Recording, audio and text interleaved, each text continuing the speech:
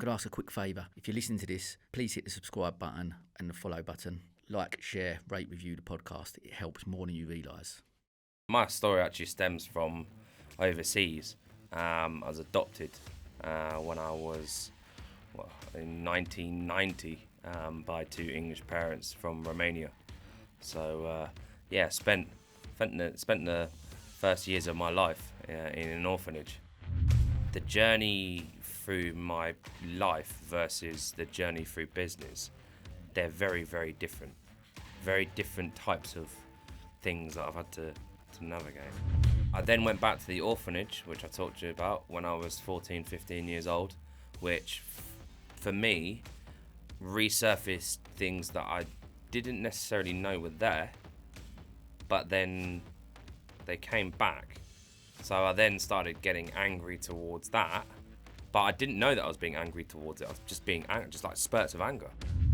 And then it got to a point when I was about 17 years old, when I got arrested. That's when my parents knew that there was something wrong. There was something wrong. There wasn't something right that was going on in my life. But yeah, just got to a point where I had that conversation with my parents. I was like, look, guys, I'm not wanting to be here on a permanent residency. I don't want to be here because I'm going to end up dead. My life was falling apart. I was doing shit I shouldn't be doing. And I wish I'd just spent a bit more time just to sort of sit back and say, look, this is what happened. But then I got to a point where, February 2020, I overdosed. There's one thing that I really realised and why I'm here today is because I asked myself that question. You've got two options here. You can either let this shit consume you. You might as well just do it. Or you can use everything negative in your life as fuel for positivity and change. And I took that route. And that's why I'm still here today. I believe every business owner has a story to tell. Through seeking true, authentic insights about the entrepreneurial journey, I provide a platform for our peers to share their stories and inspire those that listen. This is the County Business Talk podcast, powered by Picture Book Films. Welcome to another episode of the County Business Talks podcast. My guest on the podcast this week is someone I've only met in the last few months, but his journey has really inspired me. He's been described as a force of nature, someone that is motivated, determined, focused, and a larger-than-life character. Plus, he shares my love for snapbacks. Getting to know him and following him on social media, I know he has had his own personal struggles with mental health. We both share a passion to change the narrative out there, especially amongst men, that vulnerability is a sign of weakness. Therefore, I'm honoured that he has agreed to come on today and share his story. Delighted to welcome that force of nature that is Tom Hooper. Mate, how you doing? Very well, very well. It's it feels like our conversations just stem from just one talking point to now we're here. So I'm very, very grateful to be here, my friend. Very grateful. Listen, it's great to have you on. Like I said, we've had a few conversations over the last few months, and you've kindly shared some of the story. And I'm delighted to have you on, mate. And it's going to be a fascinating conversation, I'm sure. Look, as always, we're going to jump straight in, mate. Just tell the listeners a little bit about you and your story. Cool. My name's Tom. 32 years old. I grew up here in Brighton since the age of about 5, 6. And I went to school here and carved my way through business from the age of 16. So, there's been a lot, from everything from telesales to property to IT to going overseas. So very interesting journey. yeah, sure. So because you come over here from when you was young, you come into Brighton when you was 5. Did you say? So my story actually stems from overseas. I was adopted when I was in 1990 by two English parents from Romania. So spent the first years of my life in an orphanage, which was can't really remember much, but it was it was interesting to find that out. Especially as I got older, I started asking more and more questions because I didn't feel like I was feeling like my parents were my parents. Yeah, sure. So, How old was you when you had that conversation with them? I was about 13, 14. Yeah. My mum had a booklet of documents, and I started asking more and more questions, and then she quickly snapped that away from me and said, "Nope, you're not old enough to know about this just yet." And I was like, "Well, me being inquisitive as I am, just asked more and more questions, ultimately resulting in me asking my adoptive father, saying to him, look, well, what actually went on?" So it was an interesting time when I sort of found that out. But there was a lot more things that were piecing together before that. And I've told you this before, is that the journey through my life versus the journey through business, they're very, very different. Very different types of things that I've had to navigate. So it was quite an interesting time, especially around that 13, 14 years old when I was like, yeah, I'm going from a boy to a man here. Okay, my voice is breaking. I sound like going from the Chippendales to someone who can actually talk properly. Yeah. So and then my voice gradually got louder and louder and louder. Yeah. But so then, coming out of obviously in school and stuff like that, and then coming out of that into the working world. Talk to me a little bit about that and your journey in the business world. When you first sort of started. So when I was about 15, 16, I had a bit of a bad time in school. I bounced around in and out of different colleges after that, and I just couldn't really find my feet. I think I was just like a friend, Mr. Terry Bauer, said that I've always had this itch that I've just not known how to scratch. So it was always building from that point, and my attention span towards certain things in school was just like, nah, I can't bother with that. You're telling me you want me to go into an English class, like, I know how to talk. Like, what have I got to learn from this? And then I just started to hate the environment. So the education. I started to hate it, and I started to feel like my life was just sport. It's always just like, someone told me go to a class, an educational class, and they'll be like me saying, okay, well, when's PE? Oh, PE's no. Oh yeah, okay, cool, I'll go PE. I'm not going to this boring class that holds no relevance to anything I'm going to learn in the big wide world out there. I got into a point when I was 16 years old that I started developing like suppressive anger towards certain things because I didn't want them in my life. My parents separated when I was younger, so that was annoying. I then went back to the orphanage, which I talked to you about, when I was 14, 15 years old, which for me resurfaced things that I didn't necessarily know were there, but then they came back. So I then started getting angry towards that, but I didn't know that I was being angry towards it. I was just being angry, just like spurts of anger. So me and my sister used to get into fights.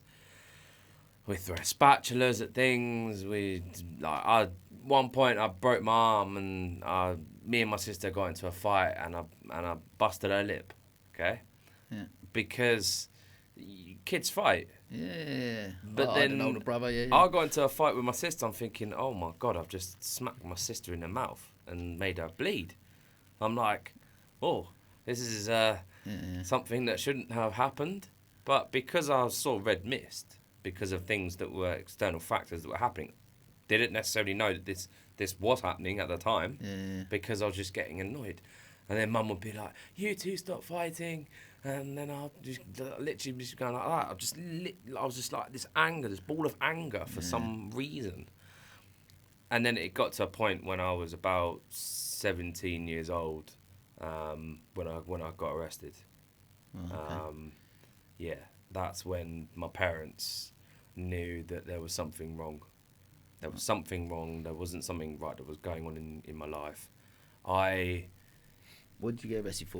Got arrested for basically feeling like I was protecting someone, but in fairness, I just got angry, so I basically just dropped some kiddie that I knew that I'd had a bit of a hate relationship with. Really, we were really good friends. It was really weird. We were really good friends at one point, and then it just went sour, and then girls growing up, you grow up and you do silly things. So I not my proudest moment, but when I look back on it, it's like, why the hell did I do that? Like, I broke my hand from it.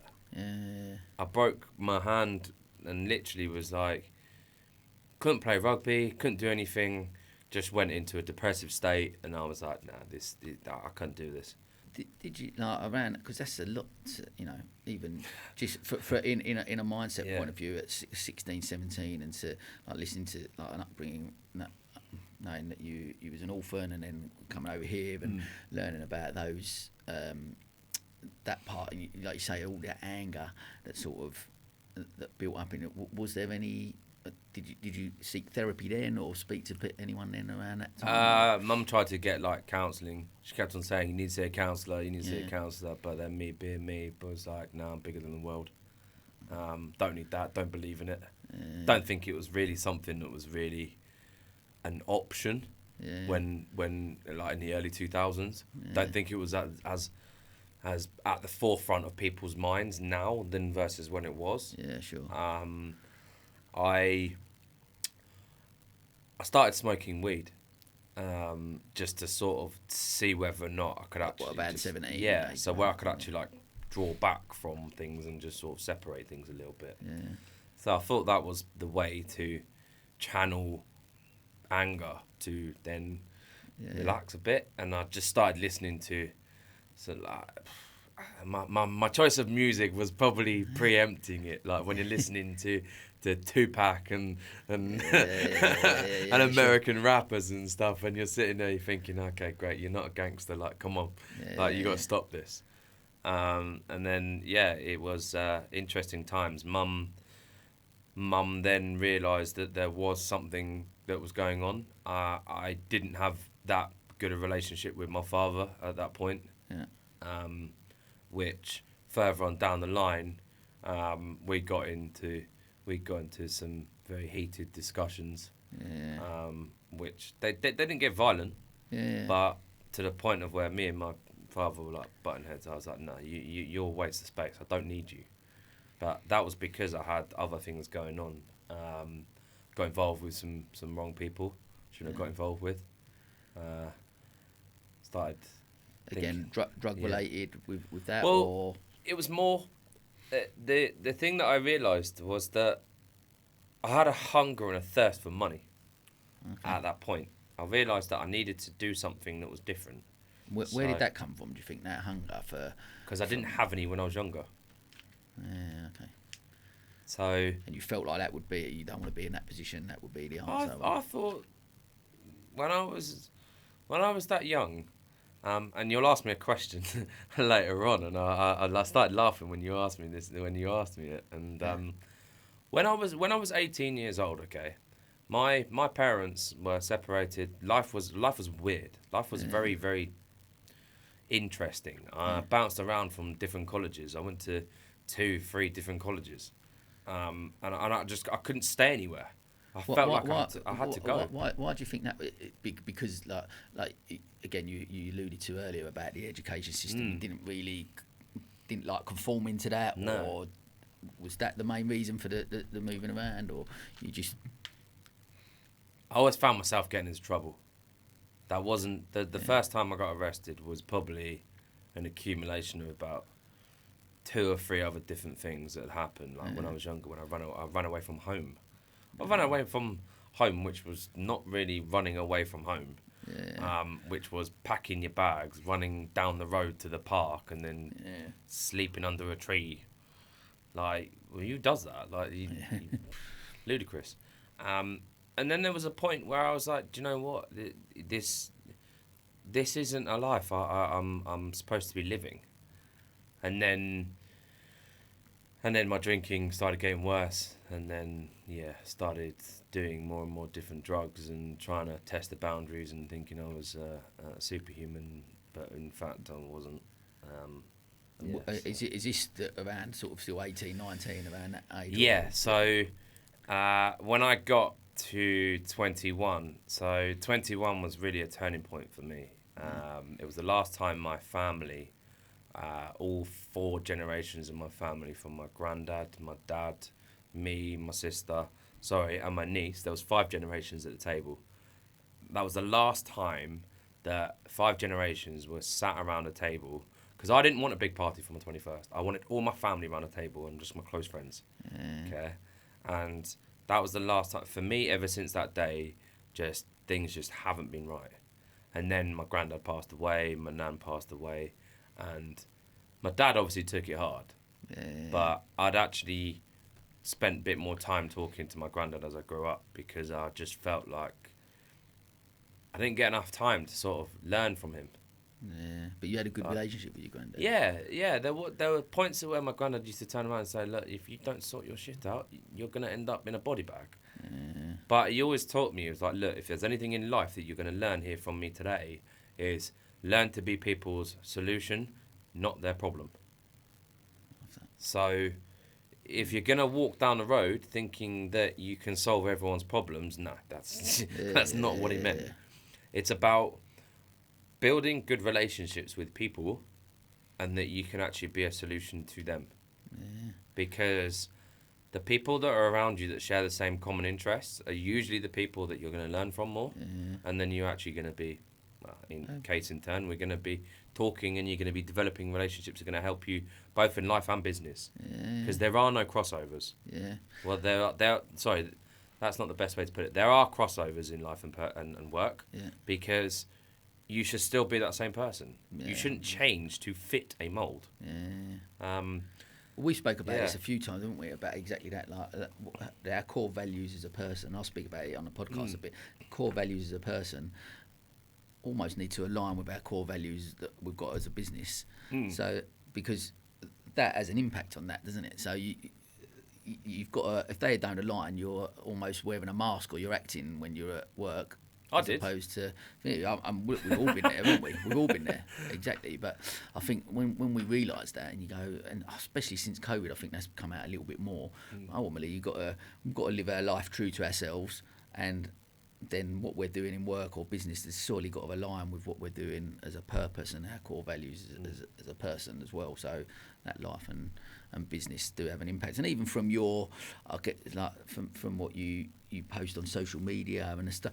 And getting to know you a bit over the last few months, very much like that. There's that inside you, that innate thing that you do want to help people, and you want to surround yourself with people that you can. I know you've asked me that question many times. Like, I'm here. What can I do to help? What can I do to support people? And and people then respond to that as well, don't they? They want to then help and support you, vice versa, and that's a great place to be, no? It's part of a mantra that I rediscovered about 2 years ago, in that the world is bigger than you. You're part of the world. Don't separate yourself from other people around you, because 9 times out of 10, if someone's clever or astute to it, they'll call you out on something that you've done wrong. I spent the majority of my sales career with a mask on. The mask was my suit. I used to put on a suit every day to go to work. And to me, that was important.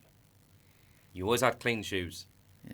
If your shoes, if the bottoms of the bottoms of your shoes weren't clean and the tops of your shoes weren't even clean and that you couldn't see your face, then something's wrong. But I learned that from going into the Air Cadets when I was younger. Is that the military way of living, to me, I was fascinated by it, because it's very structured. It's very structured. Because that's surprising you say that, because only taking from we talk about your college and school, not wanting to conform, moving around, don't fit in there, but then you talk about that, and that structure and that military thing where you got to conform. You know what I mean? That's what we're.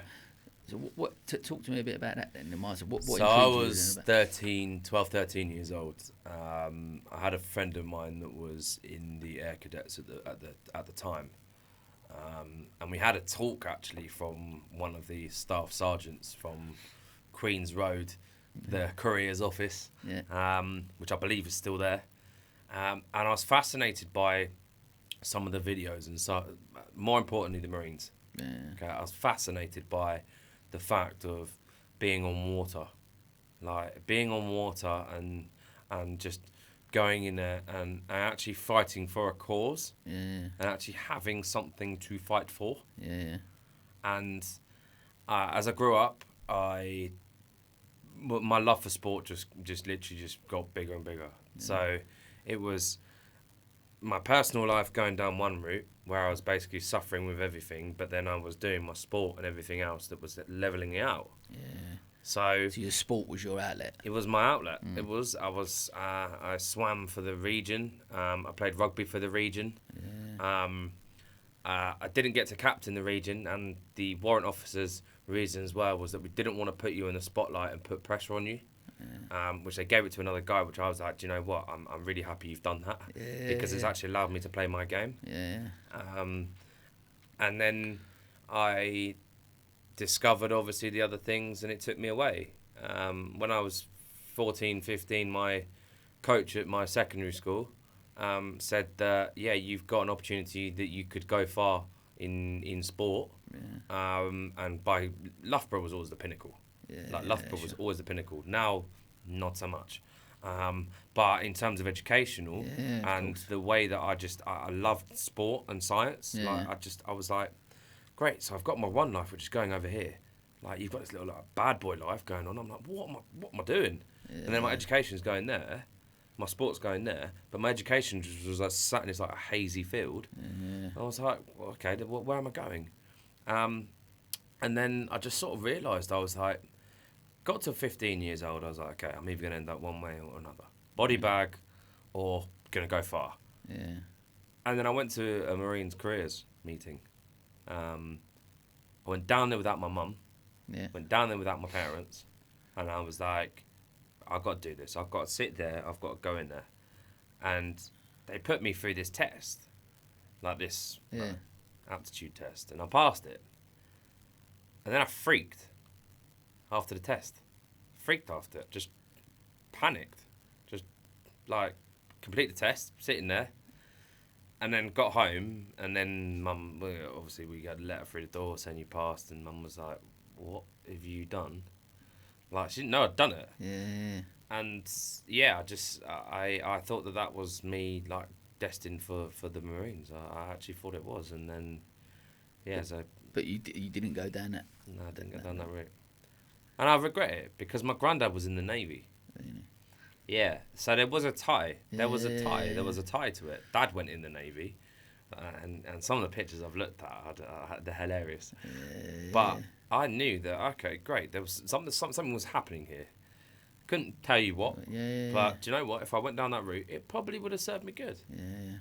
Because I guess, like, just listening to you talk, I wonder, like, there's that maybe, like you said, if there was because you didn't conform with me, there was that lack of structure there, and did you crave that? Maybe that's what the Marines, you sort of reached out for that. That was the missing link. Hardwired from day one. I've been driven as hell, been passionate as hell. Had to be, because I knew that I wanted to get somewhere. And then talk me then through, because that's what I get from you, and like I said, we've not known each other that long, but from people like our mutual friend Terry and me and him have spoken. Obviously the two of us have spoke as well, and I get that drive and that passion that you've got. Like you've got this energy about you that you've just. But then, if you've always been like that, so you've always had that innate thing inside you, and then, like you said, you got in with maybe the wrong people, and you took a path down, a wrong road. But if you've got drive and determination and ambition and whatever it is, even if you're on that wrong path, all that energy and stuff still gets put into that. I'm assuming so you're on that road that you know is not right, but you've got all this drive and ambition. And did you see that as that path with talking about drugs and that type of arena that you was in, that was a quick answer to that success that you was looking for, that ambition that you had? When you grow up, you look for shortcuts to success. So to answer your question, I was looking for a shortcut to success because I was trying to make up for the time that I'd lost. Yeah. So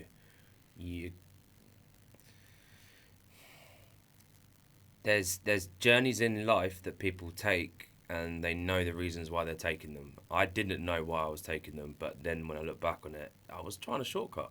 Yeah. I was trying to shortcut because I basically felt that I'd lost so much time arsing around as a kid. Yeah. I was like, I've got to make up for this. I've got to make up for it. Okay, well, great, we'll go shortcut. Yeah. It wasn't about being led. It was about just find a shortcut. Yeah. Find something that's going to take you away from this airy fairy world and into reality. Yeah. And it was an interesting time, and I stopped taking shortcuts after I came back from I shouldn't say after. I think when I went to Australia, 2014.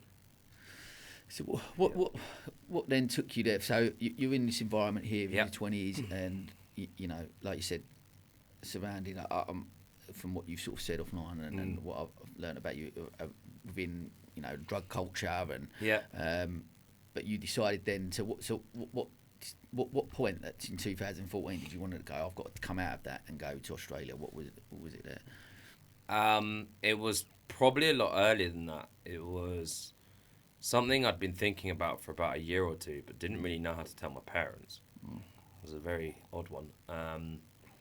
I was getting myself into more and more trouble, and it just got to a point where it was like, I'm drinking too much here. I'm doing stupid stuff, and I needed to go. I was having more and more panic attacks at the time. Yeah. Because I think what was happening was I was becoming more and more overwhelmed with the fact that I needed to go. I needed to separate myself from what was happening. Yeah. I was becoming disconnected from reality. I was spending half the time out all hours of the night. Yeah. And I was just like, look, I need to break the cycle. So me breaking the cycle, I sat down with my mum, and then I went over and saw my dad, and then I said to them, like, each of them individually, like, guys, I'm going here. I'm going to Australia.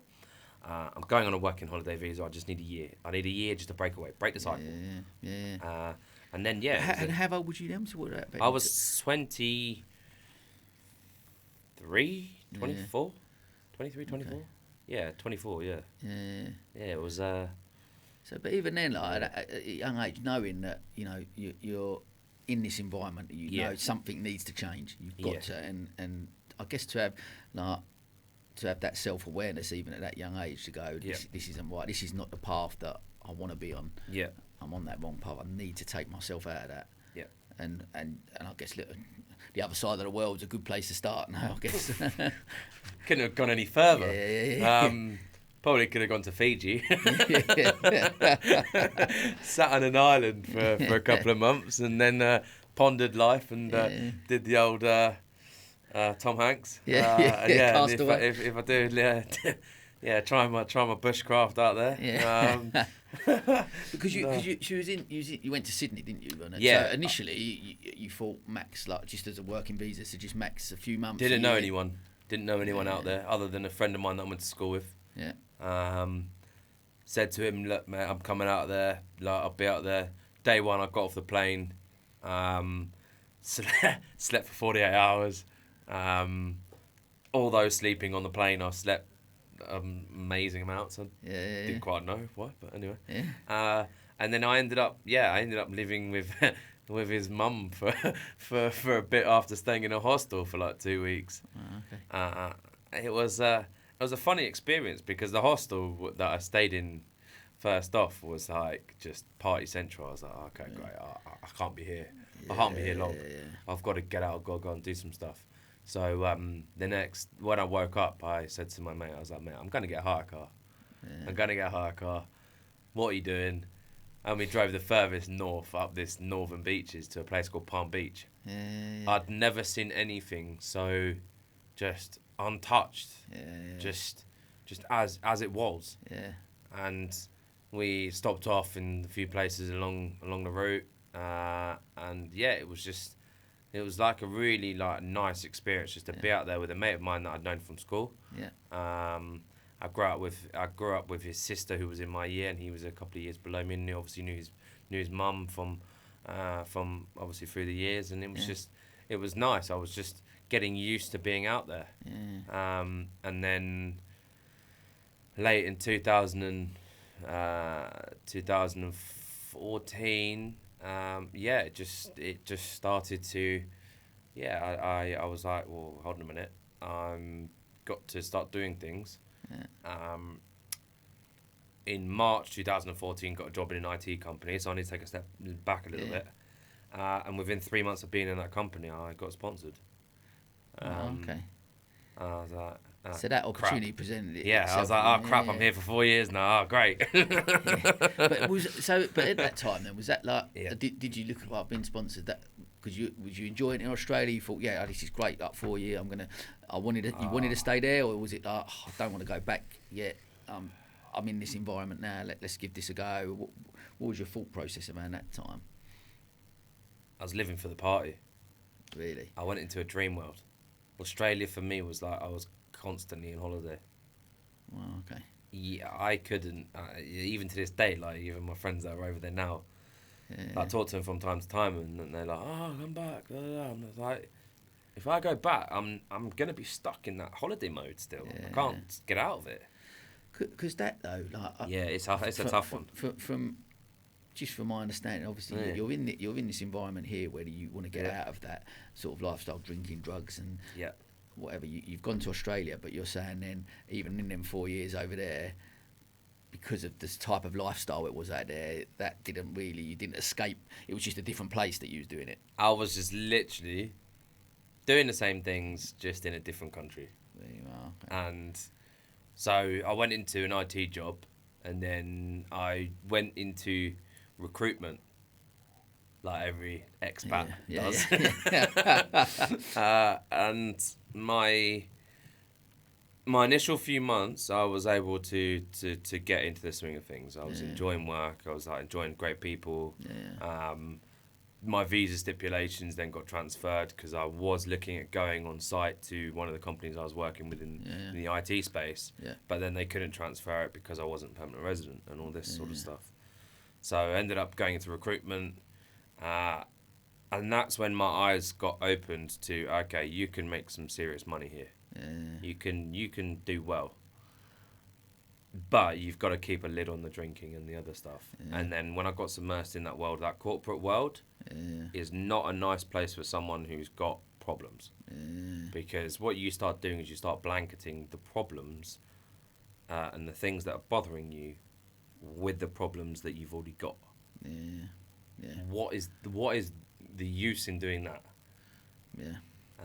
Because I guess being in that court, and I guess part of you, if you're just going out just partying, when it's work related, I guess do you in your head you can compartmentalise that kind of. I guess you go, oh well, this is a work thing, so I've got to go there and drink and have and be in that. So you detach yourself from it being a problem because you're in that environment. Oh, I'm in an environment that this is what we're doing, and this is how I'm building relationships. I'm making things work.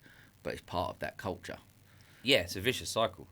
It's the vicious cycle of you've got your problems, but then you've got to separate your problems because you're in an environment where people expect you to be a certain way. You're expected to. That culture, that corporate culture, is what suffocates people that are trying to actually fulfill their potential in life. It's the box scenario I use. If you put someone in a box who's got an energy or a drive that they want to portray and show the world, and you're trying to harness that by putting them in that box, it's stupid. It's not. The person on the other side who's got the problems, who's in that box, their problems only going to get worse. You're restricting them. And I got to that point where I was using substances to wake up. I was using drink to go to sleep. And then the first bout in hospital started. When you was in Australia? I was in Australia. I got very, very drunk, and then I got mugged walking home from a petrol station because I stupidly took money out at a petrol station. Yeah. And then I got jumped. So, which was not a nice experience. Yeah. And, had a lot of people ringing me saying, where are you, where are you? I didn't even know where I was. Didn't even know where I was. Was that a wake-up call at that point? Did that stop you from carrying on drinking, or was? I think I just sort of shrugged it off as, okay, these things happen, move on.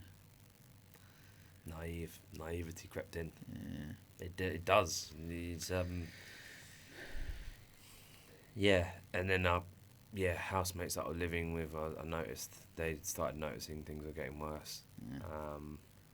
And then one of them kicked me out, and then the other one I got into a very serious argument with, and then I had to go and move into a hostel. But I managed to keep my shit together in terms of work. Yeah. Because I was expected to, because the armour. Yeah. Right. And if you're not, I guess, like you said, when you're in that environment and that's a problem, but you're not dealing with the problem, the source, then it is just going to be that vicious cycle, isn't it? But we can actually carry on for a long time wearing masks and seeming like things are normal or they're okay, when actually deep down they're not, and it's just building up and building up. There was a point in 2016. It was between a transition of me moving from one company to another,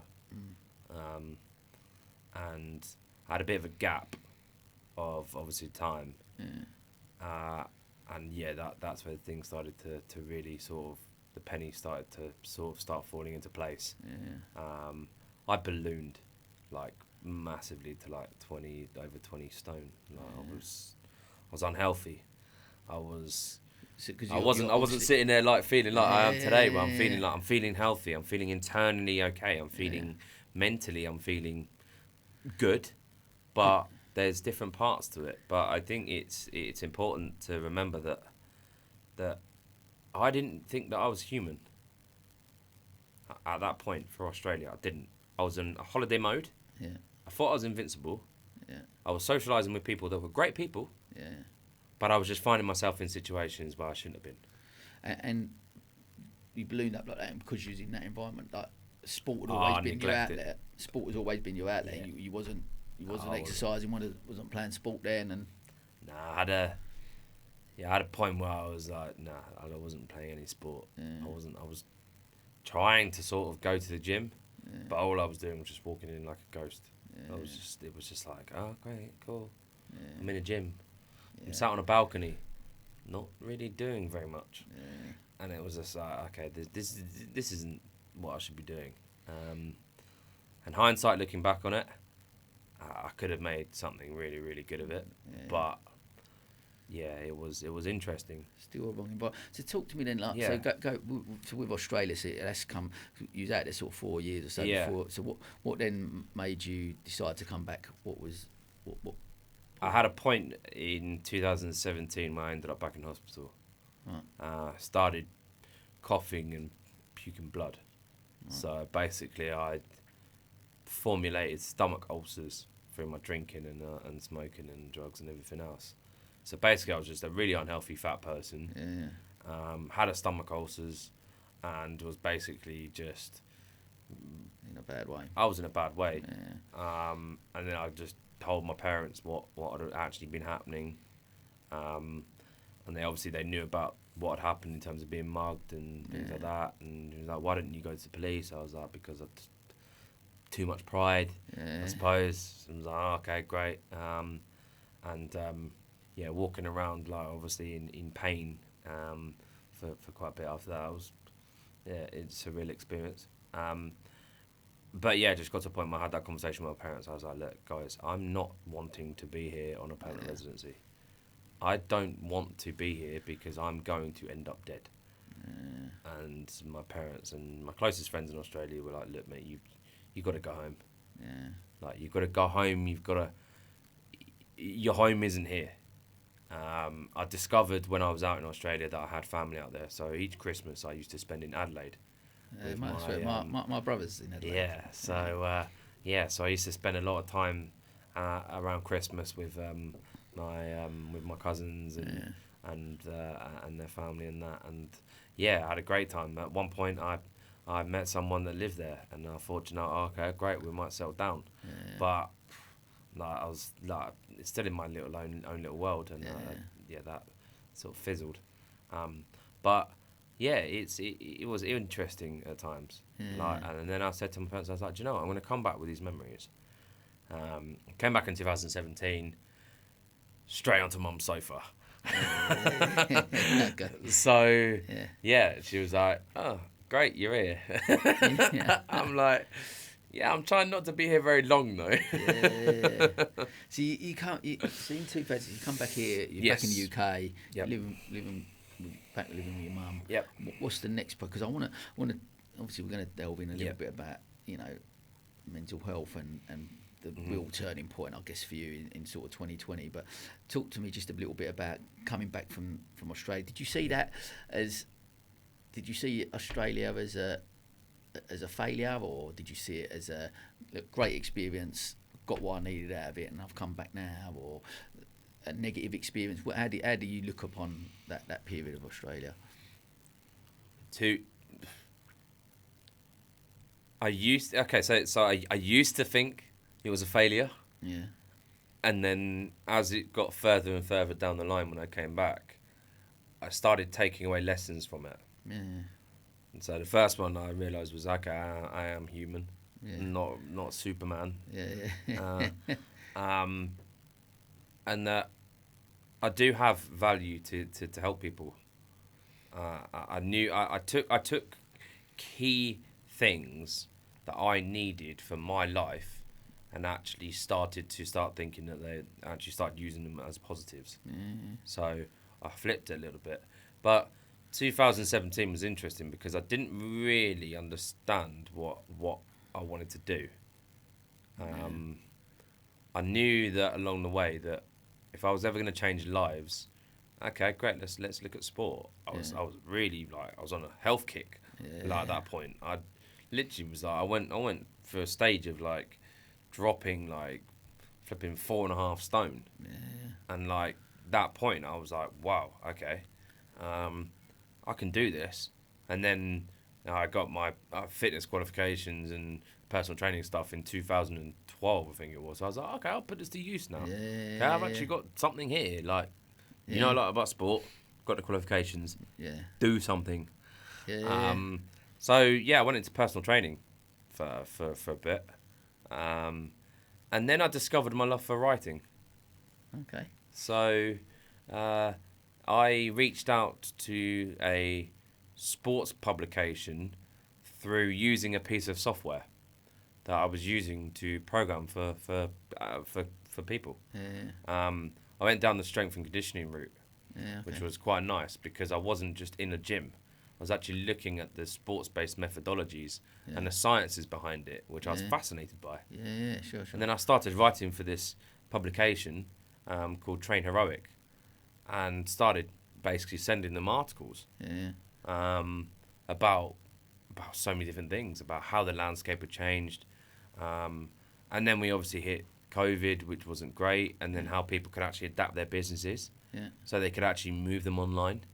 Started writing about that, started writing about adaptability, and how to actually shift from one stream to another. I went on a very big self-discovery during that first lockdown, and it then posed the opportunity for me to go back to my old secondary school and start rugby coaching and start helping the rugby program, which was a redefining moment for me, which was after everything that happened So talk in to me 2020. Talk to me then about that. Let's go back to to February 2020. Yep. Just, obviously it was a dark time for you. You posted about it, and you sort of spoke a little bit about it. Just that was obviously I guess the pinnacle part of your mental health, where it got to that point where you was really struggling. Talk to me a little bit about your mindset there and what you was feeling, how you sort of what was going through your head at that point. I paint a little bit of a picture. So basically, my relationship had broken down because of my excessive drinking. Yeah. I was manifesting everything. I was having panic attacks. I was anxious as hell. I was partying pretty much every day of the week. And I was trying to run a sports performance business. But it was everything under the surface that was going wrong that was making things worse for me. I that point where that happened in 2019, where I lost my license, everything just snowballed. Everything. My relationship with my parents was just terrible. Didn't really come to the realisation of what was happening until I'm standing now outside the front of my house with my hands in cuffs. And if I hadn't have got in my car, then life probably would have been a bit different. But my life was falling apart. I was doing shit I shouldn't be doing. And I wish I'd just spent a bit more time just to sort of sit back and say, look, this is what happened. But then I got to a point where, February 2020, I overdosed and thought it was a great idea, and literally was like vomiting blood everywhere, and then went straight into hospital. Wow. Yeah. I should have killed myself at that point. I should have. I even say that to myself today. Like, if you were that bad at that point, you should have been dead. You should have. But there's one thing that I really realised, and why I'm here today, is because I asked myself that question. You've got two options here. You can either let this shit consume you. You might as well just do it. Or you can use everything negative in your life as fuel for positivity and change. And I took that route. And that's why I'm still here today, is because I knew that my brain is so much more powerful than things that are happening behind me. The past is the past for a reason. Leave it there. Focus on the things that you can control in your life. Make structured and logical decisions towards that. And you won't be a replication of what happened at that point. That point, I should have died. Should have. Well, mate, well, look, thanks for sharing that. I guess, I mean, it's a really powerful thing, and I think one thing I really want to ask: do you think like we go through those points, and at that point we've all got a choice? Because you at that point you did have a choice, didn't you? You could have gone one way or the other, and you've obviously taken that other choice. If I didn't have something that was as strong and as powerful as what my granddad said to me when he was on his deathbed there, sitting in front of me, in literally like feeling it. And when you're sat there in a prison cell for 24 hours, a lot of things are going through your head. Yeah, I'm sure. You're either thinking, okay, you're either going to spend the rest of your life behind bars for something you've done that's stupid, or they're going to give you the opportunity to amend yourself and to rebuild yourself. And I was grateful that I got that opportunity to rebuild myself. Although 12-month ban and a fine, that I feel sometimes was the right thing. But at times I'm sitting there thinking, well, if there had been anyone on the road and I'd hit someone, you might as well just go and sign your own death warrant. So there is always, and I'll say this to anyone who's listening to this, there is always an alternative option to what you're doing. And it's always going to be a right thing and a wrong thing. think about everyone that's around you. Think about everything else. When you're in that situation of where everything's so dark, you don't think about anyone else. Yeah. Mental health is drawn in so many different forms. Okay, physical, whether it be through panic attacks, whether it be through you can't do something in a certain way, so you have to escape. Yeah. The other one is where you're emotionally broken down and you withdraw. Mm-hmm. And the other one is gravitating towards things that are negative for you to help fill that void. So some people gravitate towards eating lots. Yeah. People gravitate towards drinking and drugs, which I did. Yeah. And then some people gravitate towards violence and other behaviours. So they're using it as an emotional outlet. Yeah. So one thing that I learned from that time was I needed to remember how structure and how things were to then form a purpose. Purpose driven, but not naive or selfish, but retrain myself to not go down that point to that point of where it's the darkest. Yeah. Because when you are emotionally broken down inside yourself, it's a dark place. Yeah. It's dark. Don't want to talk to anyone. Don't want to do anything. You don't want to do certain things. All you want to do is probably just sit in your room or sit in the garden or something like that, and just literally look at the stars. Or it's But if you felt from that time then, and you're talking about that, because I agree, like what we do, and that's why people encourage people, and that's one obviously the reasons with this platform, trying to create spaces where people are able to talk more openly and encourage it, that we can have that conversation, so that you're not in that dark place, or when you are, you've got people around. So what sort of tools, I guess, have you learnt from those experiences that you use now? If you do have little trigger points where maybe you're struggling a little bit, do you reach out now and stuff and speak to people more?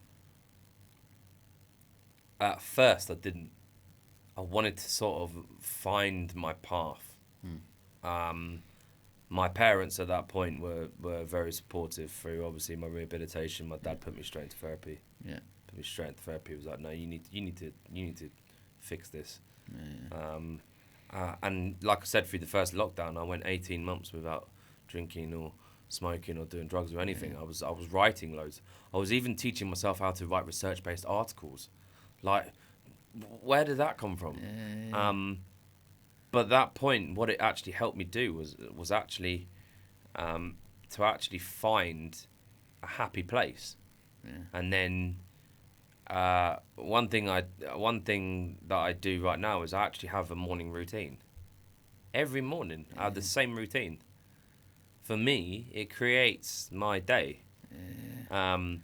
What is it? What's your morning routine? I wake up. I always go to sleep with a bottle of water in my room. So make sure I sit up in the morning, drink water, take my medication, because I've got a heart problem, so which is under medication.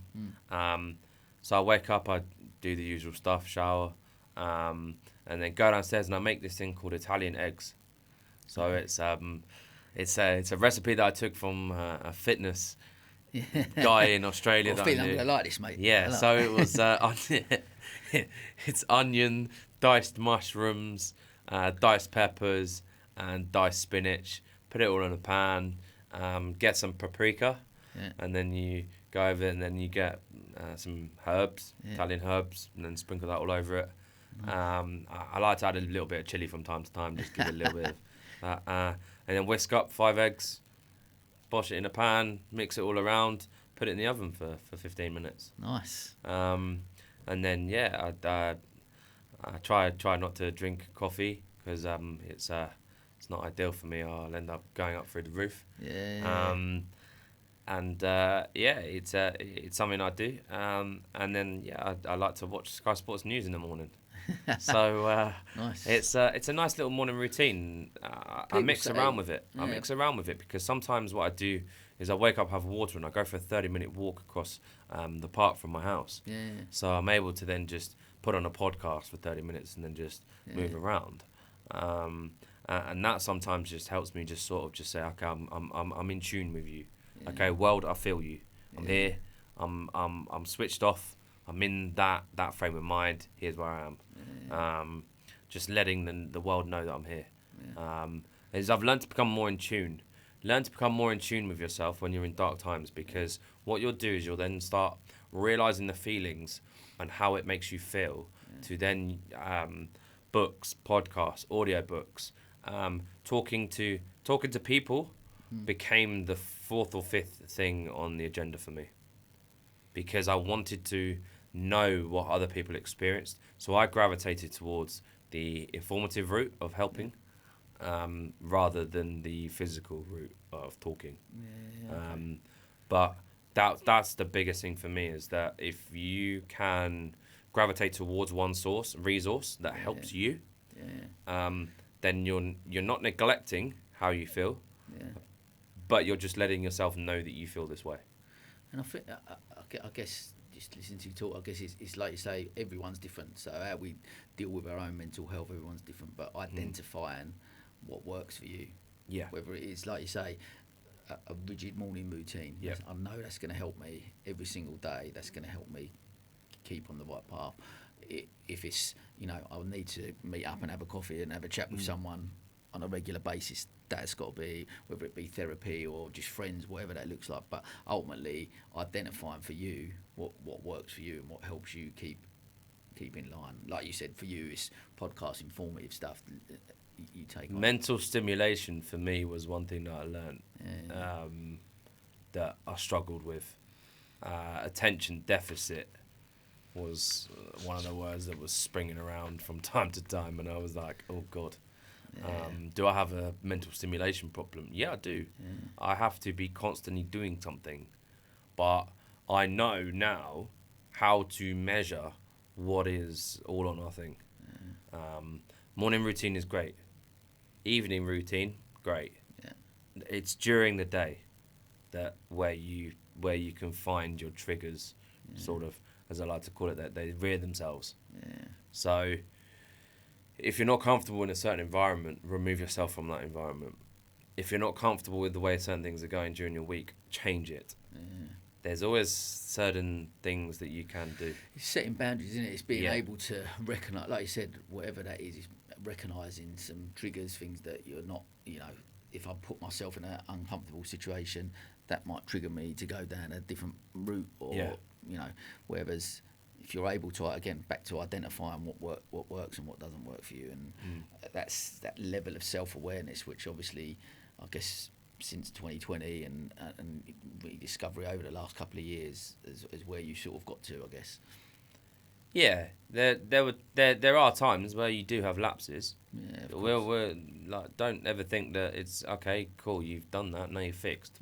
No, life. It's an Life ongoing doesn't. thing, Life doesn't say to you, okay, yeah, we're done with that. It doesn't do that. I'm like, good now, I'm good. Okay, I'm good. No, like, there's times when I'm sitting there and I'm just walking down the road, for instance, and I'll just have a big spout of emotion because I'm feeling a certain way about a certain thing. Ride it. The stormy seas, navigating them is the hardest thing that you can do. But I'll tell you what, it's easier to navigate stormy seas when you've got people on the same boat as you than it is to be riding a dinghy. Okay? So sure. You've got to find the people around you that can help you piece together things that you're struggling with. And that's what I've been able to do. I right now I've probably got the best support network that I could probably ever have. Amazing. I got given a sense of purpose by going back to the school recently, and giving a talk to kids. I went back to one of the colleges I went to and gave them a talk on how to build a business. Like, it's different things like that I feel that if I had those resources when I was a kid, when I was 15, 16 years old, if someone walking in and say, look, you don't need to do that with your life. You can look at this and you can create something out of nothing. God, I don't know where I would have been right now. So, life's changed. That's an amazing thing for you to do. I guess from your point of view, like you said, taking all the experiences that you've had, and just going in and having that conversation with those kids, and even if one of those kids was on a similar path to you, now gone, you know what, I'm not going down that route. Look, I can make a choice. I can't go down. There is other options for me, and I can't go down that. The first talk that I gave and was at Basvik, and I took a friend that we know, Dan Skip. We went up there, and I said to him when I was standing by the sign, I was like, mate, this is very, very surreal. Like, thank you for supporting me on this. Like, it means a lot, because he knew where I was looking to go with this, and by having that support mechanism and other people around the circle that we've got at the moment is like so powerful. Like I can literally count 10 people right now where I feel that these people are literally like the power circle of people. King Arthur and the Round Table. And a positive influence, I guess, on your life. Yes. That's the key, isn't it? I guess you're trying to surround yourself with people that have got a positive influence on you. Yeah. You know what I mean? It doesn't mean that every person you surround are ultimately positive all the time, and because that's not real, is it? Always, people would describe me, I guess, as he's always got a smile on his face, blah blah blah. And I've had my own issues, and you have your own. I had a conversation with a guy the other day, and he just asked these really insightful questions. And it was the second time of meeting him. I'd met him at a talk I'd done, and he reached out to me, and we went, and I broke down in front of this guy. What type of things was he asking you? Just asking me about myself and my relationship, with my wife, and it was just, for me, just triggered some stuff in me that I didn't realise was there, and I was like broken down in front of this guy, but it was such a powerful thing. And I think for me, just being, again, back to this whole thing around the narrative around weakness and vulnerability, but being able to create in this space, like for you to come on here and just be as open and honest as you are about the struggles you've had and the positions that you've been in and experiences that you've had, to be able to share that and actually take the positive side of it out of it, where you are now. And we're coming towards the end, mate. And like I say, thank you for obviously sharing. Like, there's some, your struggles with mental health, they're real, and they're something that's, hopefully has helped a lot of people by being so open and honest and sharing that journey, and knowing that you've come out the other side. And like you said, the key message really is that we're not alone, and if we can talk and reach out to people, that's something that's really powerful, and I'm sure that will help many people. So look, as always, we're going to wrap up with our sort of quick fire questions. So I'm going to throw a couple of these at you. One piece of advice would you give to your 18-year-old self? Don't be a dick. I said it to you. I was thinking this to myself. I was like, just come on, mate. No. Realistically, I think one piece of advice is that I would give my 18-year-old self. Firstly, just don't be a dick. But also at the same time as well, just be kinder to yourself. Yeah. Like, pressure is a good thing. Be kinder to yourself. Yep. Who's been your biggest inspiration throughout your journey, and why? I had a crap relationship with my father growing up, but in the last 5-10 years, he's been the rock that I've needed to. There's been patches where we're like a little bit up and down, but the guy is just my dad. My dad redefines where I go with stuff and keeps me on the ground from my shiny objects that I like to float around and looking for all new ideas, and he's just like, no, slow down. Because of my energy. It's my energy that drives that, and my dad's very much a case of, okay, all right, Tom, put your logical head on. Boom, let's bring it back down. Amazing. Yeah. Right, and last one, just can you recommend a business book or podcast that you've listened to that's maybe had an impact on you and your career? So anything you can advise us to. I think the biggest thing that I think that people can benefit from is being able to be structured. So the first one I'd recommend is reading a book by Ollie Ollerton from SAS, Who Dares Wins. It's called Battle Ready. Yeah. It's not actually a book. It's actually a manual where you can actually create your life that you want. I went through similar similar situations and experiences as he did when he was in the military. So that would be one. But I'd also recommend as well listening to Jason Fox's podcast. It's unreal. Like all the guys from SAS, like Jay Morton, Ant Middleton, people that can help you create a better way for living. That will help you then be able to work through business, because people buy from people.